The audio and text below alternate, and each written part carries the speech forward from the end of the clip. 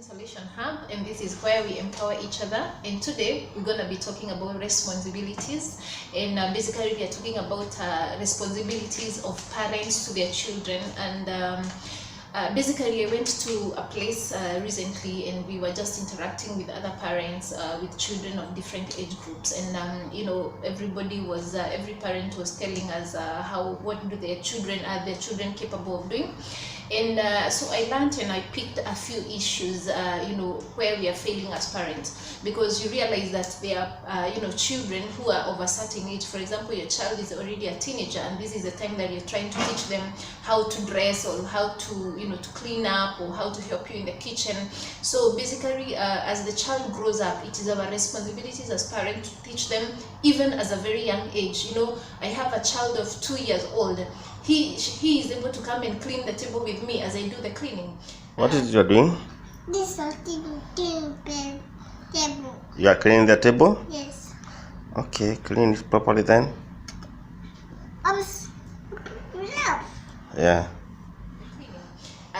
According to the milestone, this kind of a child, 2 to 3 years, they are able to start, dressing themselves. They're called little helpers. So they are able to do a little chores with you in the house. And so it is not for you to tell them off when, you're busy doing your cleaning or in the kitchen. Let them come and just do a little things, a little chores in the house.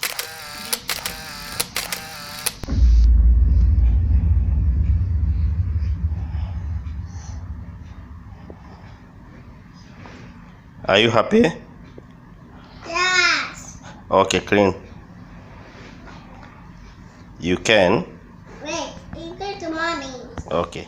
Be it cleaning, be it collection of garbage, let them do some of these little things, because as they grow up, they learn that they are supposed to be responsible, and they want to do more. So what happens is that when you put them off, you shut them off, they feel like, okay, my mom is the only one, or my dad is the only one who is supposed to do this is only meant for them. But no, as they grow up, just let them try. As you do something, just call them. If you're cleaning, just call them, give them a mop, give them some water, let them try. Even if they're gonna mess themselves up, it's okay for now, but basically that is how they're gonna be learning. Because as we were growing up, as parents, I believe our growing up was not the same. Our parents did not used to do everything for us. They used to let us, go. Actually, we used to learn by ourselves. They didn't used to even teach us sometimes. So we used to do the learning by ourselves, and there is no better learning than learning by practicing. So as you do the work, the skills are instilled in us, and these are things that even if 10 years down the line you don't do that skill, it can never be forgotten. So it is for us, as parents, just teach your kids. Let them not, just sit and watch TV as you do, the house chores, as you do the cleaning, as you do the cooking. Let them not just sit there. They can do the onions for you. They can do the peeling for you. If they are that age which you're not worried about cutting themselves. They can do the cleaning up. For example, anything that is falling on the floor, they can do the cleaning up.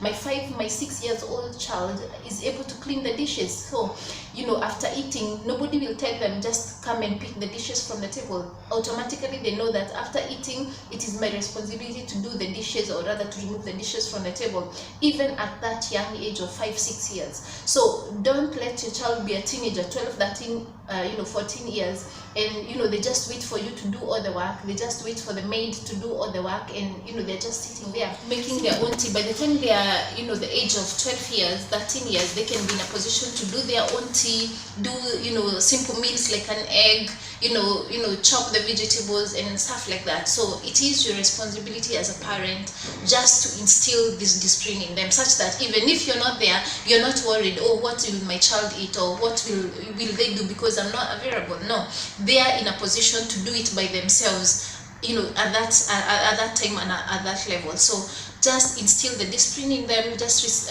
instill the responsibility in them. It is very important. Don't wait until it's too late. Yeah. So even when we are doing the shopping, for example, just do the budget with them.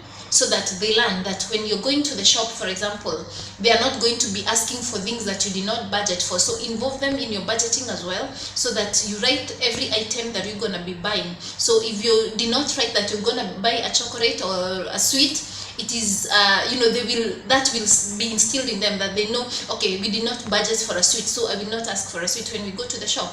But you realize that when you go with them and you did not tell them what you're going to buy, you end up buying things that you did not budget for at all.